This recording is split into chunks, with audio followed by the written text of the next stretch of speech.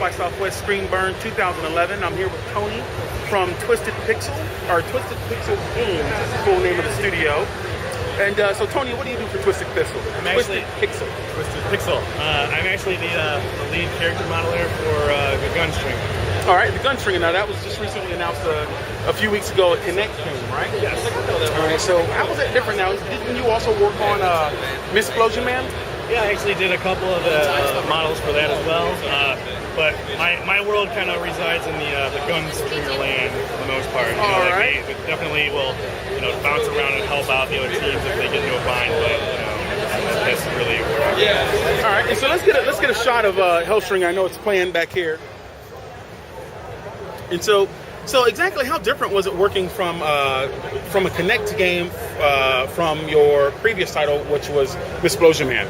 What were the differences there? Well, I mean, you're still making a game, and it's just kind of figuring out what works and what doesn't work with the Connect, and like the iteration time that we've gone through to figure out those right core gestures that will control the character is really what we wanted to knock out of the park, because we don't want to get too gimmicky with the gameplay either. A lot of the titles are going to be like dancing or random ones where you have to do like your body and contortions and exercise stuff like that. We wanted to make a game where we could sit on the couch and just play and just feel natural and not have to wear yourself out. So now, can you actually sit down with this? I know that Connect had a issue with recognizing upper bodies once they're sat down.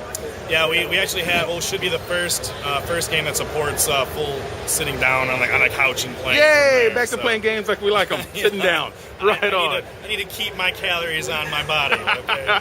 So. Right on. So tell us about the Missplosion Man as well. So I know that we got that running here. Yeah. Well, this is for everybody else that's out there that's played Splosion Man. Go ahead and hit the trigger here, and let's pop the barrel. It's really, with the first one we had a really awesome game. It's just like 6 months of a dev cycle. We didn't have enough time to really do all the ideas and crazy thoughts that everybody wanted to get in there. Wait a minute. The first Splosion Man was done in 6 months? Yes. Impressive. It's a fast-paced time frame for sure. So, Can you have one of those buttons? Yeah. It's totally for you guys. So yeah, no, with this one, it was just more or less getting all those ideas into the game that we didn't have time for. Like there's, as opposed to it just being nothing but lab after lab. She actually breaks out of the lab and goes to some different worlds. We integrated some like old school world maps to it too. All right. So this is a much deeper game than the first one.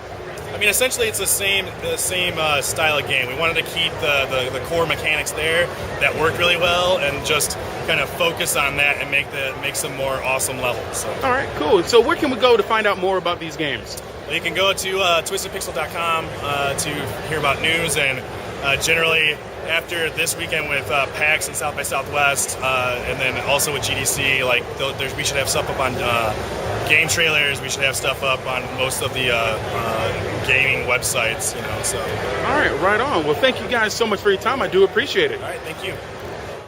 All right, so I'm at South by Southwest Screenburn 2011, and I'm here with Susan Pratt of Scare for a Cure.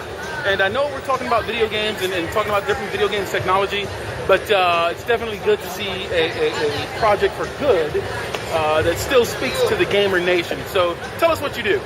We raise money for the Breast Cancer Resource Centers of Texas by putting on the only extreme interactive haunt in the United States.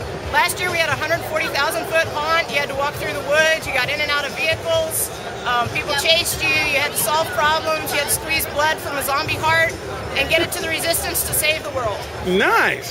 So zombies you say? Zombies. We all know the zombie apocalypse is coming. We're just trying to help people get prepared. That's hogwash. No, we found the company that started all, Pathogen Tech. We got into their facility, and things went horribly, horribly wrong, of course, so we're